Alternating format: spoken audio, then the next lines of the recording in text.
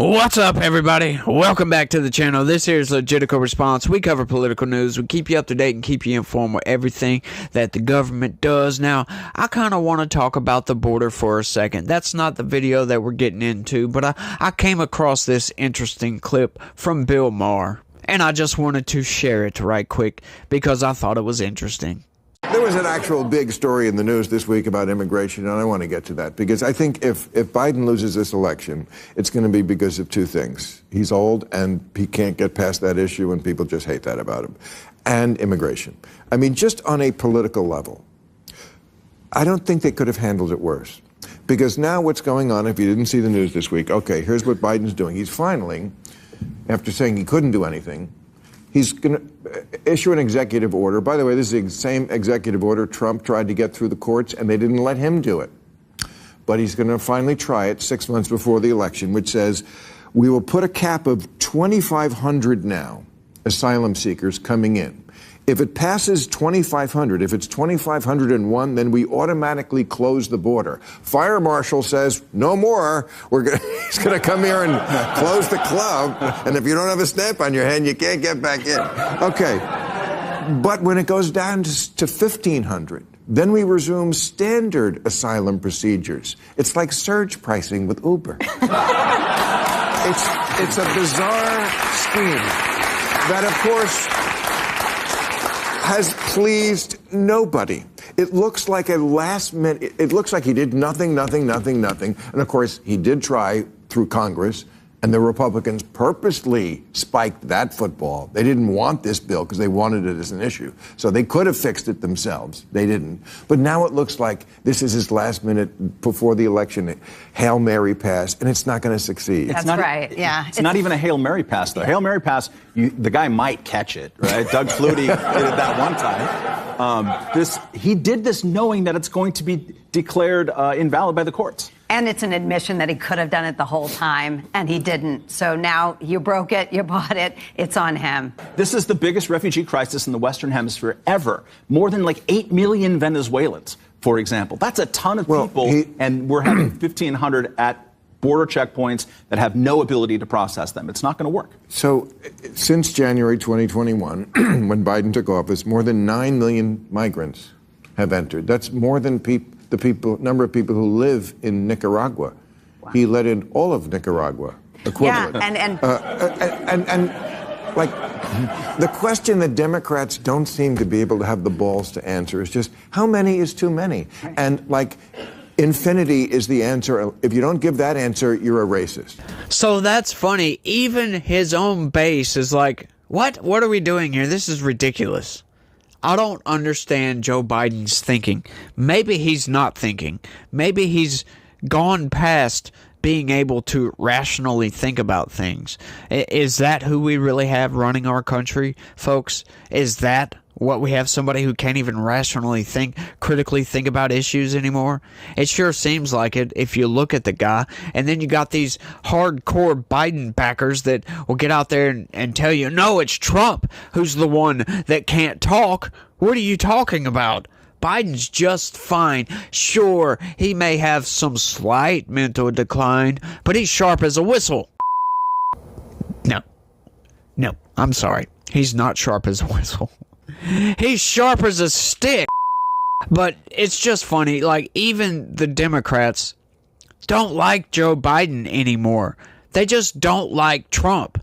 And I think the corporate press has proven that. Check this out. More than half of Biden supporters say main reasons for backing is to oppose Trump. What?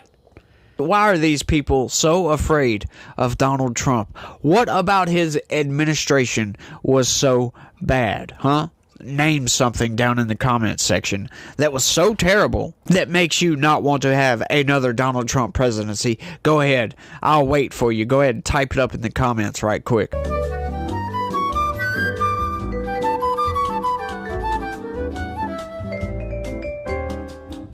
More than half of President Biden's supporters say they are mainly backing the incumbent in 2024 to oppose former President Trump, according to a new poll.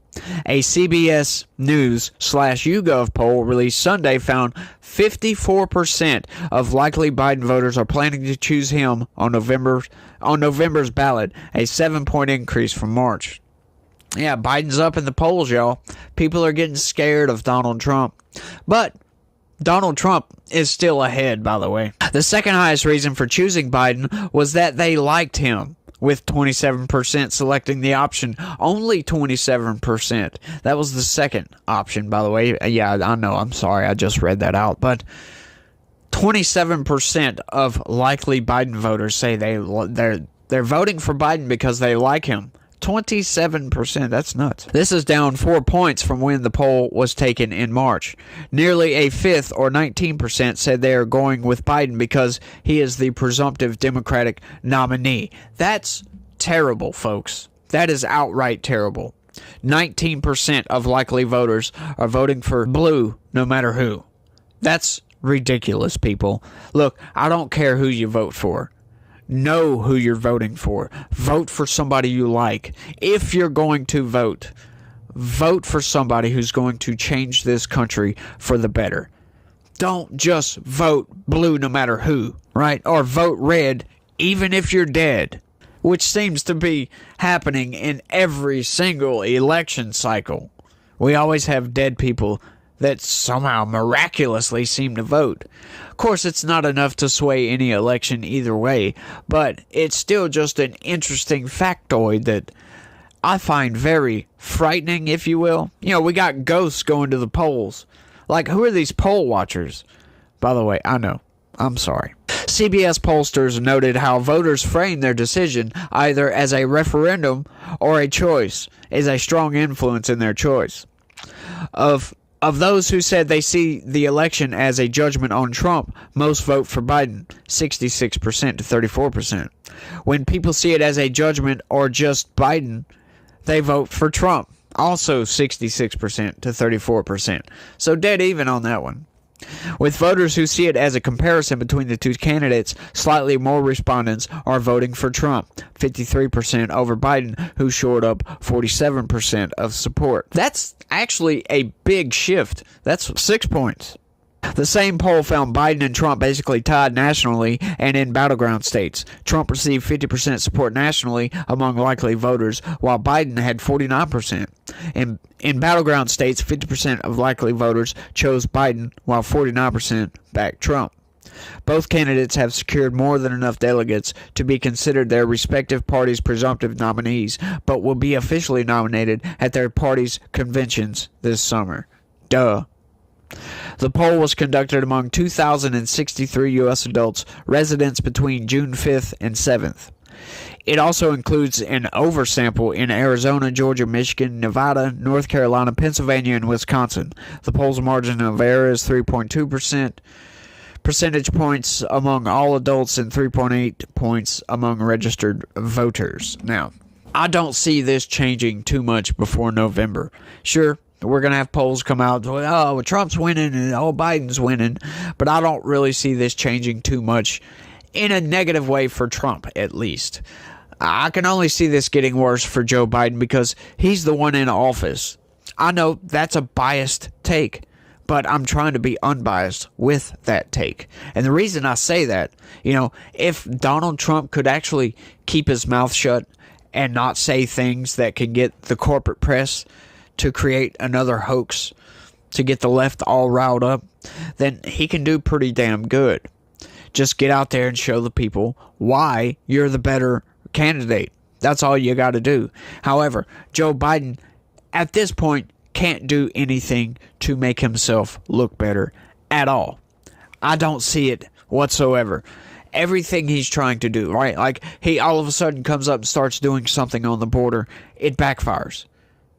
We know it's going to backfire. It is backfiring, currently backfiring, because you wait 3.5 years, then I swear to God, 3 weeks, he was up there railing against Republicans. You need to pass legislation to do something about the border. And then he does this.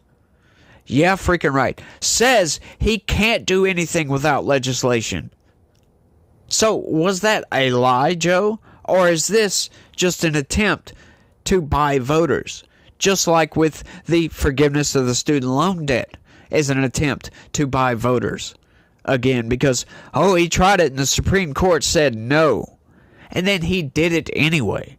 Going against the Supreme Court, damaging his reputation even further. But, the corporate press doesn't report on that. So people on the left don't know that he went against the Supreme Court. That's why I always talk about that, right? Corporate press doesn't ever talk about Joe Biden silencing voices on social media, how they had backdoor access and were telling social media companies to shut these people down because of their opinions. And it wasn't just Republicans or conservatives. It was mostly, the overwhelming majority was conservative. But he did shut down some Democrats and leftists as well. It's just crazy. Getting onto social media, that is the most egregious violation of the First Amendment any elected official can commit. And coming from the President of the United States, that's a major violation in trust. Major violation in trust. And the corporate press refused to report on it. Why?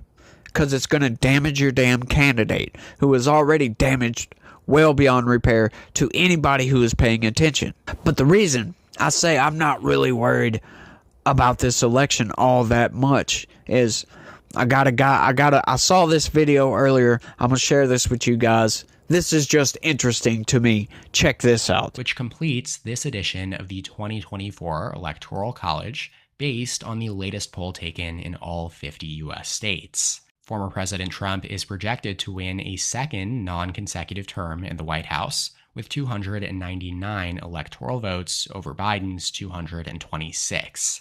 13 electoral votes in Virginia are tied as of this latest update. Now you can feel free to let me know in the comments what you think of this map, but that does it for today's video. I hope. Okay, so that is getting up into landslide territory right there. 299 electoral votes. That's a major win for Donald Trump. Of course, that's the current situation. But like I said, I don't see the current situation changing all that much from now till November. Don't see how it could, to be honest with you. You know, because all the attempts of the left, all the political persecutions of Donald Trump have only helped Donald Trump.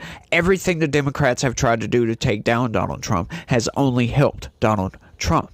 And everything the Democrats do to try to prop up Joe Biden is only hurting Joe Biden. Of course, once again, that's coming from a biased opinion. So try to drop any of your biases and look at it independently, if you will, to try to see this. That's what I'm trying to do. That's where that opinion comes from. I'm trying to drop my biases. But it's really hard to do that when I read the news every day. I see the vulgarity of the Biden administration against the American people, and it pisses me off. It's activated me, if you will, to get out there and rail against the Biden administration because of what they're doing. The failed Afghanistan withdrawal, for God's sakes. Social media stuff, the border, the economy, funding foreign wars and all this other stuff. Like, why are you funding foreign wars? To save democracy. Why Ukraine, though? Why? And to be honest with you, if I was Joe Biden, knowing all the background information, how involved the Biden family is with Ukraine, I would want to stay as far away from Ukraine as I could.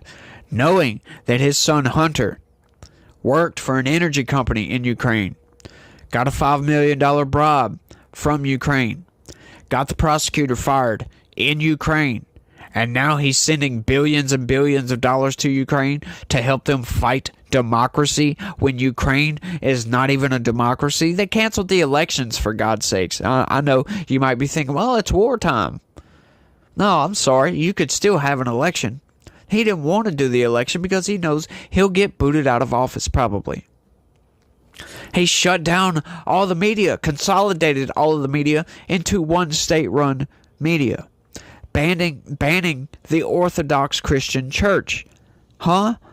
You don't have your freedom of religion in Ukraine. That is not a democracy. That is not something that we should be getting behind and sending billions of dollars to. As a matter of fact, if that was any other country, we would be sanctioning Ukraine for banning the Christian church, for consolidating all their media into state-run media, for canceling the elections. We don't cancel elections for wartime. No, of course not. We've never been invaded since, 1812 at least. But these are not democratic values that Ukraine is upholding here. So why are we so saving democracy in Ukraine? Why are we so behind that? I have no idea. Like I said, you look at the background of the Biden family, and then you look at what Ukraine's doing, and you can see a correlation between corruption and the Biden administration and what they're doing right now. Only purveys more thoughts about even more corruption. Like, exactly what are we doing? We're paying the pensions and salaries of doctors, nurses, police officers, firefighters. We're paying for all their pensions. That's not funding at war. Why are we doing that again? I have no idea. Once again. And then Joe Biden gets himself put between a rock and a hard place in the Middle East, trying to meddle in Middle Eastern affairs with this Israel-Hamas stuff. But it's just, all these little things put together makes me really dislike the Biden administration. Once again, it could be just that one thing. Going to the social media companies and shutting people's voices down on social media. The government should not be involved in that. At one point, my opinion of that was, if you get banned from social media, when all these people were screaming about, oh, it's my First Amendment right, and all this BS. I'm like, no.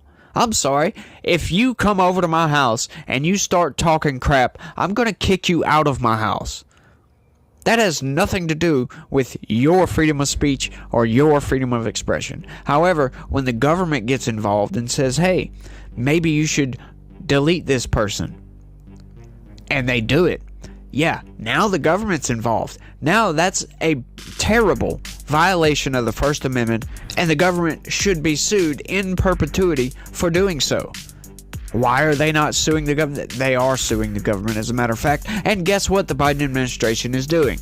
They're absolutely fighting back to continue to silence voices on social media. And, I think I can leave it right there because that's enough for me, like I said. But you put everything together, and yeah, we've got a rogue administration. All the denials of the oversight and all that other BS. It's just a litany, an endless list of things that the Biden administration is doing that it really shouldn't be doing. But I think, like I said, I'm going to leave it right there.